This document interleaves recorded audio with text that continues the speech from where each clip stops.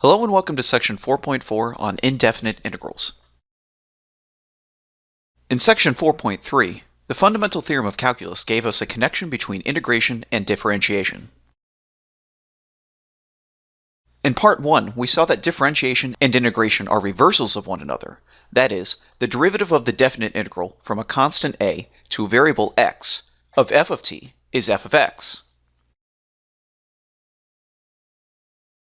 In part 2, an antiderivative was used to compute a definite integral. Clearly, antiderivatives are fundamental to integration.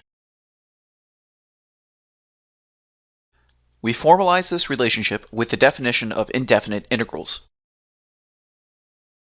The indefinite integral of a function f of x is the general antiderivative of f.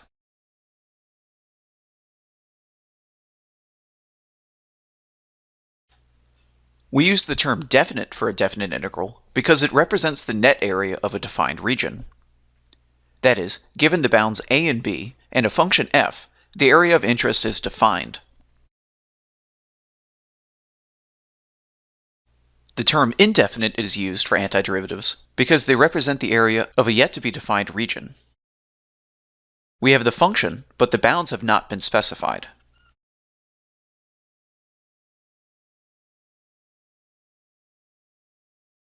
In fact, from the fundamental theorem of calculus part 2, the indefinite integral evaluated at x equals a and x equals b is used to find the definite integral from a to b. Take for example the function f of x equals sine x times cosine x. We don't have a product rule for antiderivatives, so it would be difficult for us to calculate the indefinite integral of f. However, I know that the function 1/2 sine squared of x is an antiderivative of f. And you can verify this by differentiation. Taking the derivative and using the chain rule, we find that the derivative of 1/2 sine squared of x is f of x. It may seem trivial, but the constant c is crucial. There does not exist a unique antiderivative for a function. Functions have the possibility of being an antiderivative without appearing to fit the model of 1/2 sine squared x plus c. In fact, another antiderivative of f is negative 1/2 cosine squared of x. How can this be? Well, cosine squared is 1 minus sine squared. So negative 1/2 cosine squared can be written as 1/2 sine squared x minus 1/2. Here, c is negative 1/2. Don't forget the c. We're dealing with a general antiderivative, not a specific antiderivative, when we take an indefinite integral. What we've learned about integrals from the fundamental theorem is summarized in the net change theorem. The integral of a rate of change is the net change. We have numerous examples of rates of change. The rate of change of position is velocity. The rate of change of charge is current.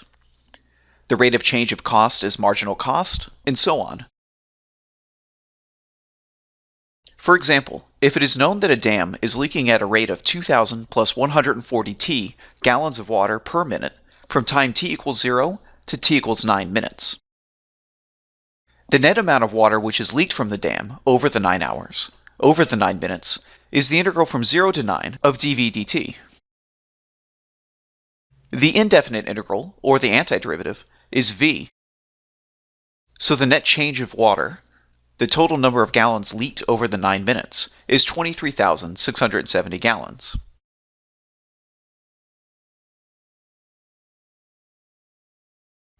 In summary, the definite integral of a function f is the general antiderivative of f. Currently, we are very limited in our ability to calculate indefinite integrals. This is due to the fact that there is no product nor quotient rule for antiderivatives.